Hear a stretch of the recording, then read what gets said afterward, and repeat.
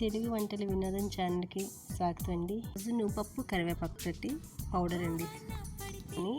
అన్నంలో కలుపుకోవటానికి కానీ, ఉప్మాలో చల్లుకోవటానికి కానీ, ఉప్మాలని కానీ ఉప్పిండి అట్లాంటివి చేసుకుంటాం కానీ దాని మీద చల్లుకొని ఆయిల్, పచ్చిమిర్చి, చిన్న ఆనియన్స్ ముక్కలు వేసుకొని తింటే చాలా బాగుంటుంది. అది ఎలా తయారు చేయాలో చెప్తున్నాను చూడండి. ఎండుమిర్చి ఆయిల్ లేకుండా వేయించాలండి. దీనికి ఏమీ ఆయిల్ అవసరం లేదు, అన్నీ కూడా మామూలుగానే వేయించాలండి.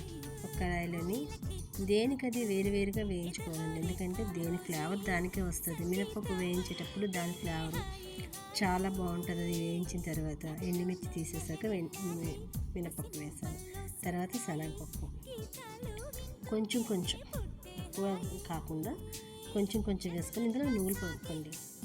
నువ్వుపప్పు చాలా మంచిది. ఓన్లీ నువ్వుపప్పుతో పొడి చేసుకుంటే బాగానే ఉంటుంది, కానీ ఇందులో ఇవి కూడా కలుపుకొని ఉంటే నోటికి అంటుకోకుండా ఆ ఫ్లేవర్ అన్ని రకాలుగా బాగా అనిపిస్తుంది. అందులో కొంచెం జీలకర్ర వేయించుకొని, నువ్వుపప్పు, జీలకర్ర అవి కూడా వేరేగా వేయించుకొని తీసేసుకున్నానండి. ఇప్పుడు వీటినన్నిటితో పాటు కరివేపాకు కూడా పచ్చి కరివేపాకేనండి. పచ్చి కరివేపాకుని పొడిగా ఆ కడాయిలోనే కొంచెం సాల్ట్ వేసుకొని వేయించుకున్నాను. ఇది కూడా ఏంటంటే అది చేయి పట్టుకొని మనం అనుకోసరికి మంచి దీనిగా అయిపోతుంది. ఈ పౌడరు మా పాప అడిగిందని చెప్పేసి చేస్తున్నానండి. ఎందుకంటే నువ్వుపప్పు పొడి కావాలి మమ్మీ అన్నది. నువ్వుపప్పు పొడితోటే అంటే కాకుండా కొంచెం వెరైటీగా ఉండాలని చెప్పేసి ఇలా చేసి పంపిస్తున్నానండి.